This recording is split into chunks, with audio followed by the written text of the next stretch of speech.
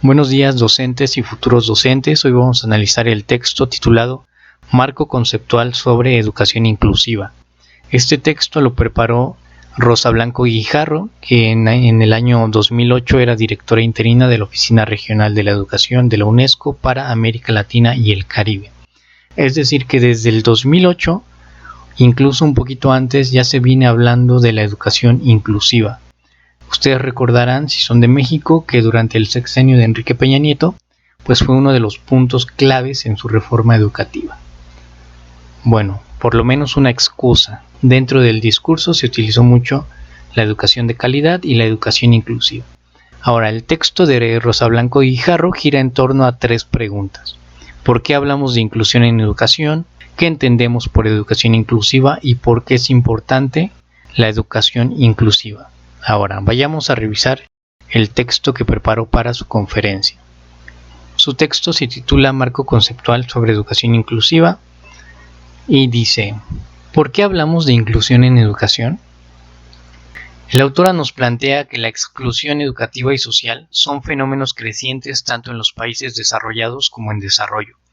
Una de las tendencias más fuertes de la nueva economía es el aumento de las desigualdades y la segmentación espacial y la fragmentación cultural de la población. La exclusión social va más allá de la pobreza, ya que tiene que ver con la ausencia de participación en la sociedad y con la falta de acceso a bienes básicos y redes de bienestar social, lo cual conduce a un número cada vez mayor de personas a quedar fuera de la sociedad y a vivir por debajo de los niveles de dignidad e igualdad a los que todos tenemos derecho.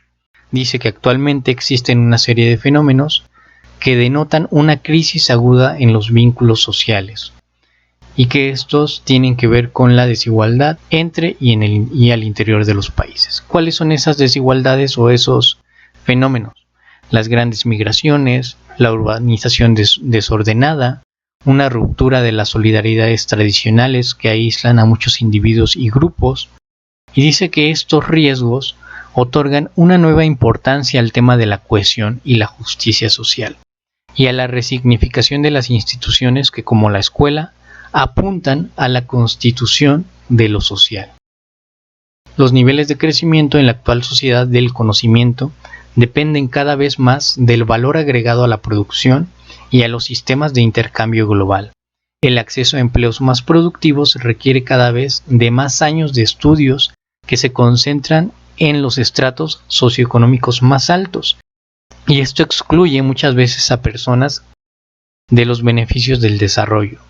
Por ello, se necesita incrementar significativamente el nivel de formación de las nuevas generaciones y el nivel de aprendizaje efectivo y actualizado de toda la población para romper con el círculo de reproducción intergeneracional de la desigualdad. Esto quiere decir que históricamente las personas que cuentan con menores recursos acceden a una educación más deficiente e incluso no logran terminar una educación universitaria, por ejemplo, ¿no? Queda inconclusa de esta forma su educación y es esto lo que no les permite acceder a mejores empleos. La inclusión social pasa necesariamente, aunque no solo, por una mayor inclusión en la educación, es decir, por el desarrollo de escuelas o contextos educativos que acojan a todas las personas de la comunidad, independientemente de su procedencia social, cultural o características individuales, y den respuesta a la diversidad de necesidades de aprendizaje.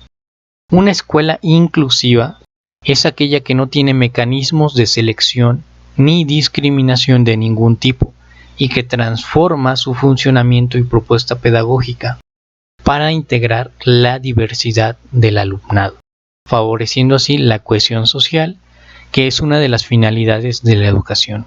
Sin embargo, cabe preguntarse si la educación está contribuyendo al desarrollo de sociedades más inclusivas, o por el contrario, está reproduciendo la exclusión social y generando diferentes formas de discriminación al interior de los sistemas educativos. Pese a los esfuerzos que vienen realizando los países, es posible constatar que la educación tiende a reproducir, si no a incrementar, la segmentación social y cultural, ofreciendo a los sectores de menores ingresos una educación de peor calidad que la ofrecida a los estratos medios y altos. La tradicional función de la educación como motor de cohesión y de movilidad social se encuentra debilitada en los actuales escenarios económicos y sociales. Existe una relación dialéctica entre educación inclusiva y social, porque si bien la educación puede contribuir a la igualdad de oportunidades para insertarse en la sociedad, también es necesaria una mínima equidad social para lograr la democratización en el acceso al conocimiento, de forma que todas las personas desarrollen las competencias necesarias para participar en las diferentes áreas de la vida social. Y a continuación nos habla de las políticas que se están adoptando en algunos países. Más adelante tenemos más estadísticas, nos dice que persisten en escuelas programas segregados para personas con necesidades educativas especiales, de diferentes etnias o de familias migrantes, y muchos estudiantes no reciben un trato acorde a la dignidad humana porque violentan su cultura o son víctima de violencia física o psicológica. ¿Qué entendemos por educación inclusiva? El término inclusión tiene diferentes interpretaciones en los países. En algunos casos se asocia a los estudiantes que viven en contextos marginales o de pobreza, pero lo más frecuente es relacionar la inclusión con la participación de las personas con discapacidad u otras denominadas con necesidades educativas especiales en la escuela común. Es decir, se está asimilando el movimiento de inclusión con el de integración cuando en realidad se trata de dos enfoques con una visión o foco distintos. Aquí voy a hacer un paréntesis o una segunda nota al pie de página. Aquí nos habla de dos conceptos importantes, el concepto de inclusión y el concepto de integración. El concepto de inclusión educativa trasciende al concepto de integración. Ahorita vamos a ver cuál es la definición que nos ofrece la UNESCO. La UNESCO define la educación inclusiva como un proceso orientado a responder a la diversidad de los estudiantes, incrementando su participación y reduciendo la exclusión en y desde la educación. Está relacionado con la presencia y la participación y los logros de todos los alumnos, con especial énfasis en aquellos que por diferentes razones están excluidos o en riesgos de ser marginados.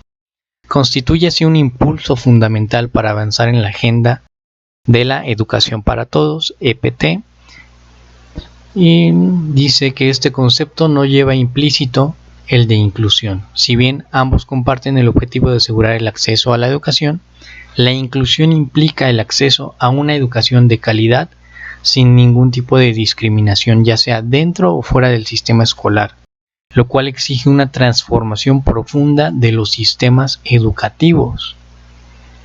Se rescatan algunos conceptos a continuación. Dice, la presencia hace referencia al acceso y permanencia en la escuela o en las modalidades educativas no formales, y la participación significa que el currículo y las actividades educativas contemplen las necesidades de todos los estudiantes y se considere su opinión en las decisiones que afectan sus vidas y el funcionamiento de la escuela.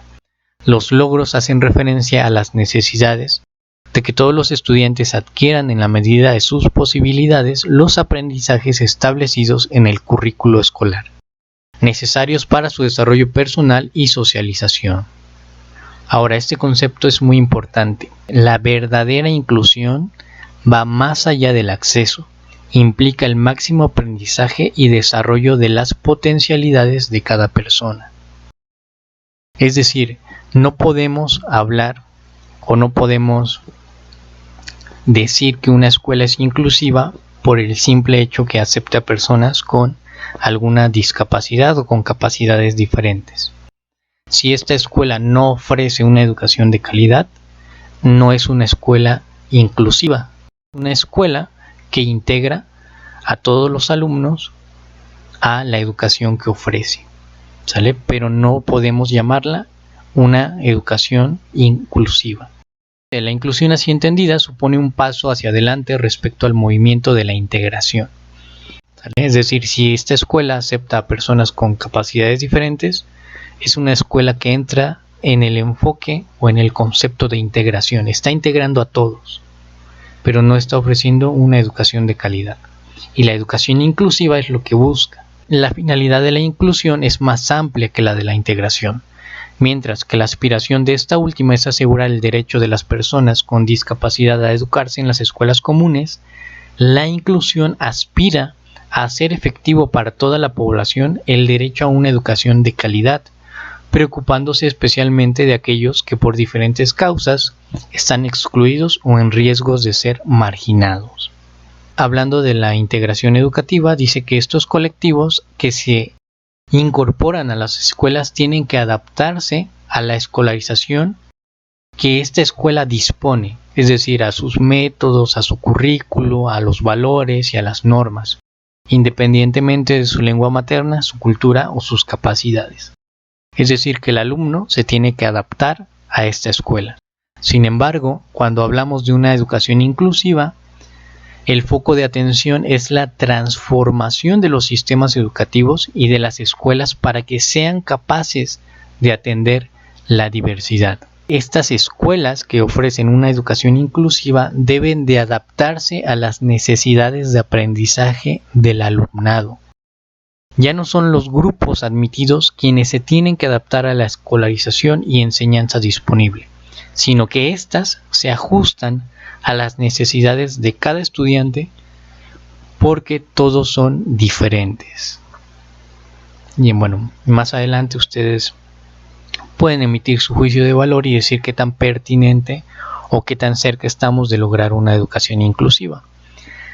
Continuando con la lectura, en la inclusión, el elemento clave no es la individualización, sino la diversificación de la oferta educativa y la personalización de las experiencias comunes de aprendizaje, con el fin de lograr un mayor grado de participación de todos los estudiantes, sin perder de vista las necesidades de cada uno de ellos.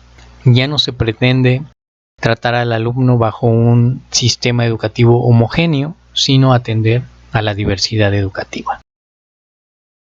Y la autora plantea algunos aspectos que debe de incluir o que debe tener la escuela que ofrezca una educación inclusiva, que son los siguientes. Una educación inclusiva implica la visión diferente de la educación basada en la diversidad y no en la homogeneidad. La oferta educativa, el currículum y la enseñanza deben de ser flexibles en la educación inclusiva.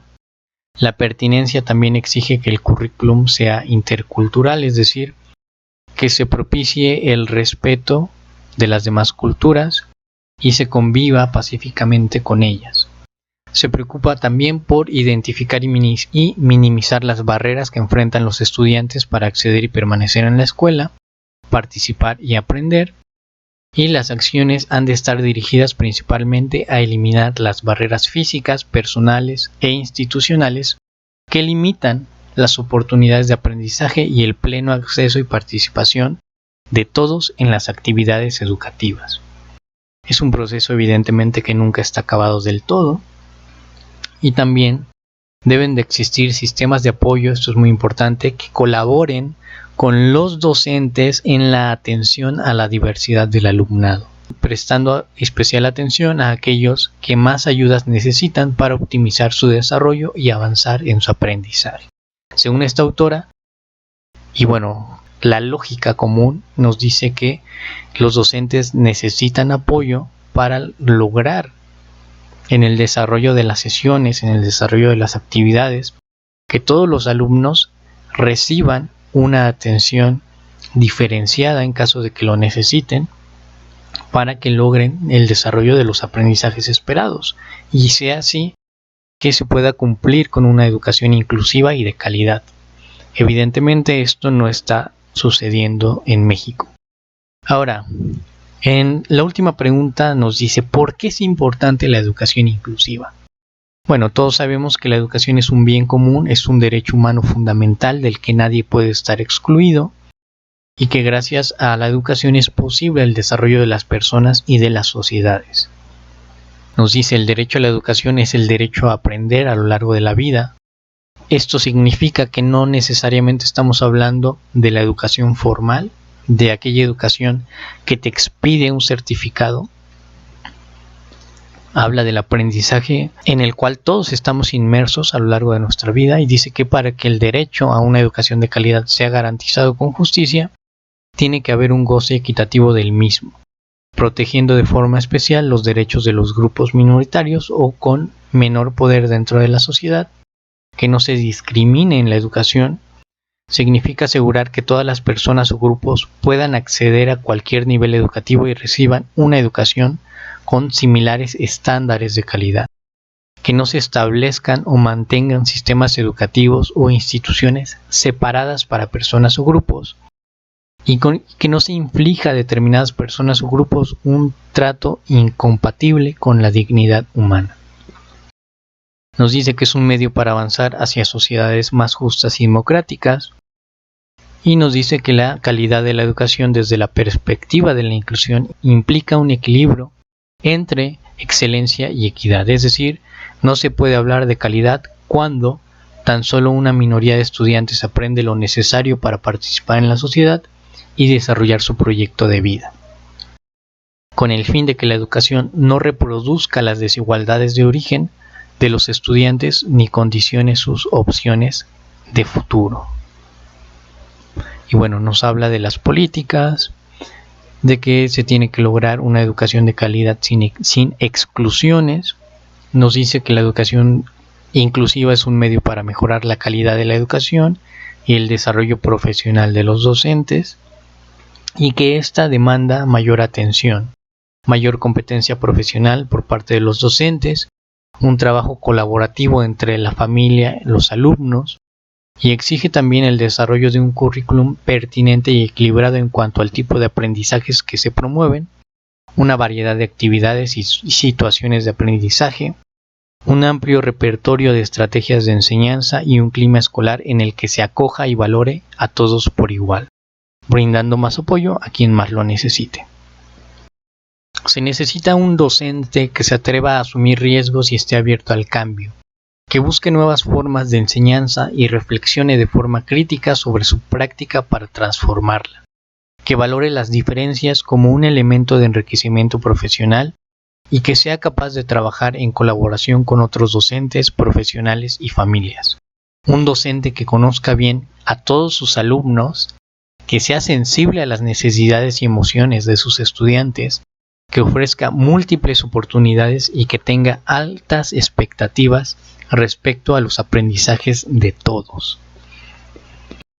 Ahora, es fácil conocer a tus alumnos cuando trabajas en primaria, por ejemplo, o en preescolar, que tienes 40, 30 y tantos alumnos, a veces 50, pero cuando trabajas en secundaria, cuando trabajas en preparatoria, tienes un grupo diferente cada hora.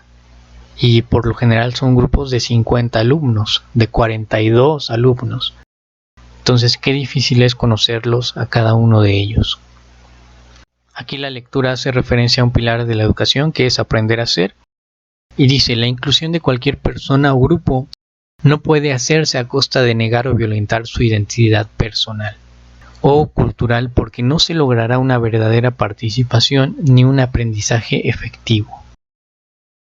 Es decir, que no se debe de imponer culturalmente nada desde el aula, porque es una forma de violentar su identidad personal. Y si se violenta la identidad personal o cultural de alguna persona, no estamos participando ni estamos colaborando en la formación de aprendizajes efectivos. Aquí encontramos algo que nos dice por qué cada día es más difícil que un alumno repita el ciclo escolar. Nos menciona: los altos índices de repetición presentes en muchos países como consecuencia de no adoptar medidas preventivas conducen a un derroche de recursos y a una ineficiencia de los sistemas educativos. Los recursos financieros que se gastan en los alumnos que repiten podrían ser sumamente útiles para mejorar la calidad de la educación para todos. El gasto que supone la repetición se podría invertir en la formación de los docentes, la dotación de materiales o computadoras, o la provisión de apoyos y ayudas adicionales a los estudiantes que presentan alguna dificultad en su proceso educativo, contribuyendo así al mejoramiento de la calidad de la educación. Es decir, que si yo no repruebo alumnos, estoy contribuyendo al mejoramiento de la calidad de la educación. Bueno, pues queda pendiente la respuesta para esa pregunta. Y a continuación nos presenta la lectura un resumen, una síntesis de todo lo que ya leímos. Nos dice que se deben de desarrollar políticas que articulen expansión con calidad y equidad, desarrollar políticas interseccionales que aborden de forma integral los factores que generan exclusión, desarrollar políticas de equidad basadas en el desarrollo de las personas, flexibilizar los sistemas educativos, fortalecer la educación pública, etcétera, etcétera. Ahora la autora nos plantea una serie de preguntas para que nosotros reflexionemos un poco referente al tema de la educación inclusiva. Yo me quedo con una de ellas que dice: ¿cuáles son los principales argumentos a favor y en contra de la inclusión? Entonces dejo abierta la pregunta para que ustedes emitan alguna respuesta. Y referente, antes de que se me pase, referente a este último párrafo que dice que no se deben de reprobar a los alumnos porque esto genera un mayor gasto y no coadyuva a la educación de calidad. Hay que ser sinceros, el no reprobarlos no ayuda a mejorar la calidad de la educación, el reprobarlos tampoco lo hace. Entonces aquí tendríamos que plantearnos una serie de metodología, una serie de pasos en la cual se le den las oportunidades necesarias al alumno para que pueda aprobar la materia, para que pueda aprobar el ciclo escolar y ver cuáles son los resultados al final de esta metodología. Si el alumno, después de todas las oportunidades que se le han brindado, decide no esforzarse, decide no atender lo que dicen sus maestros, o si es pertinente el hacerlo, y ver también cuántos alumnos son capaces de asumir su responsabilidad, porque la educación es un problema polifacético y últimamente ha recaído sobre el docente la responsabilidad de que un alumno logre o no sus aprendizajes esperados, excluyendo en la responsabilidad a los padres de familia y a los alumnos. Ahora, conforme mayor sea el nivel educativo, mayor es la responsabilidad por parte de los alumnos. Entonces, señores, muchas gracias por haber llegado hasta aquí. Nos vemos más adelante con el análisis de otra de estas conferencias.